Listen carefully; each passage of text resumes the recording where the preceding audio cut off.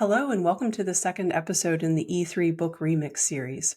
For those of you who didn't tune into the last remix episode where I talked about Bob Chapman's book Everybody Matters and Dr. Jamil Zaki's book Hope for Cynics, I launched this series to share the collective wisdom of the authors I read. They always say two heads are better than one, so instead of doing a traditional book review, I thought it would be more impactful to take the combined insights of two authors and imagine what the outcome would be if the two of them were discussing their areas of expertise over a cup of coffee.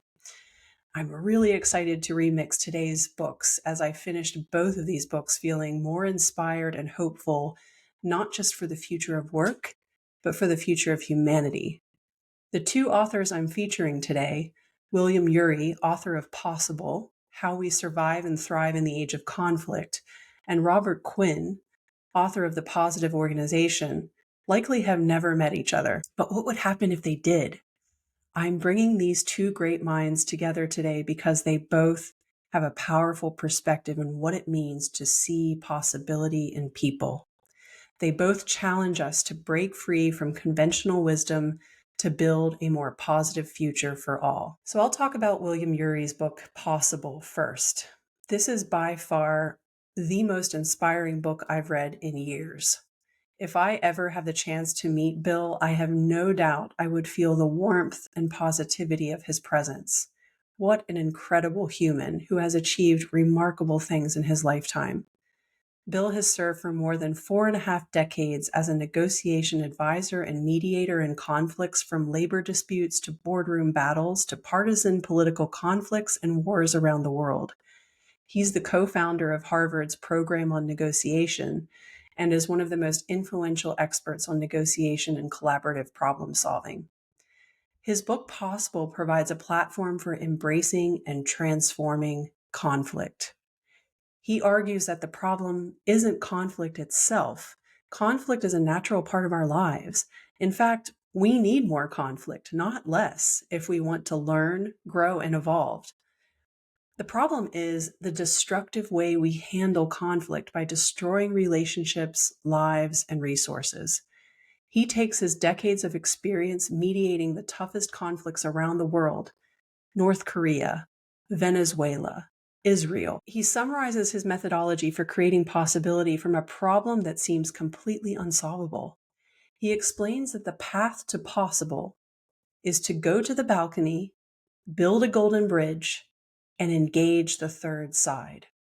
By going to the proverbial balcony, we unlock the potential that exists within us by first pausing, then zooming in on what the two parties really want, and then zooming out to view the big picture of the problem.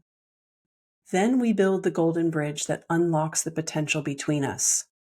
Here we listen deeply to each side and redirect our energy to attacking the problem instead of each other. And rather than immediately proposing a solution to the other side, we find ways to make our proposition as attractive to them as possible. We engage the third side to unlock the potential that exists around us.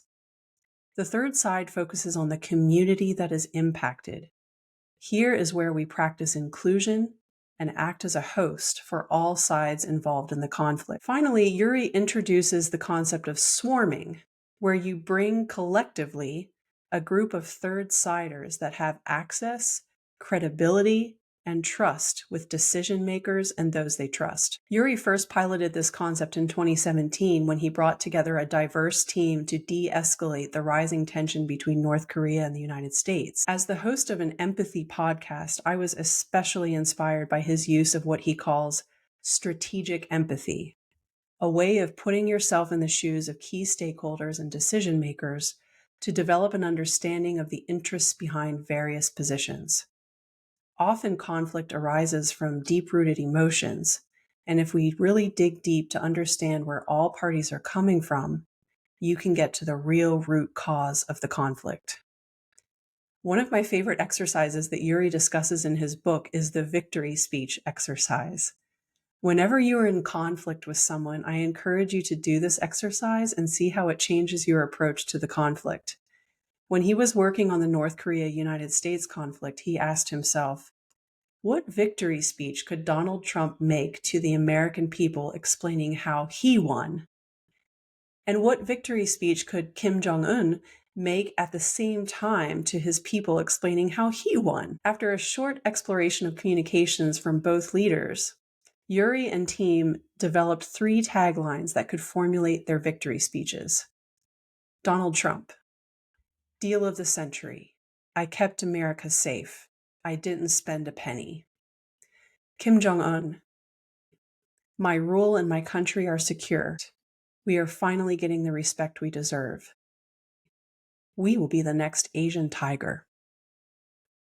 By going through this exercise, he and the team realized that the imaginary victory speeches they created were not incompatible, and they could start to see the possibility of resolving the conflict. Yuri concludes his book by encouraging all of us to be insightful possibelists who fearlessly lean into challenging conflicts and listen for new possibilities. As someone whose personal purpose is to build bridges and inspire change for a brighter future for all, this call to action deeply resonates with me, and I hope it does for you too. Okay, so now let's talk about another possibilist. His name is Robert Quinn, and he is a professor at the University of Michigan and co-founder of the Center for Positive Organizations. In his book, The Positive Organization, he dedicates an entire chapter to seeing possibility, where organizations can assess their ability to see possibility. William Ury would love this. For example, do you focus on constraints or do you focus on possibilities? Is your organization pessimistic or optimistic? Are you reactive or proactive? Do you seek to solve problems or do you seek excellence? Are you trapped in your own past or are you creating a new future? He says so eloquently that many people make assumptions of constraint at work. The truth is that many people actually desire a better future, but they don't believe it is possible. He argues that leaders can talk to their people about creating a positive organization, but nothing happens until they are exposed to excellence. Seeing excellence accomplishes something that telling cannot accomplish. It challenges the conventional mental map and invites them to discover their way into the positive mental map. These mental maps are what Quinn calls bilingual leadership. He explains that supervisors, managers, and executives have a mental map that guides their choices and actions. Most are led by the common conventional map that is driven by assumptions like the organization is a pyramid, a hierarchy of positions. Information flows to those who need to know.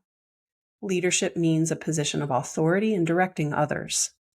Leaders are either task-focused or person-focused. People pursue self-interests, feel fear, prefer the status quo, fail to see opportunities, compete for resources, deny feedback and fail to learn, underperform, etc. With this singular lens on the organization, it is almost impossible to drive positive change.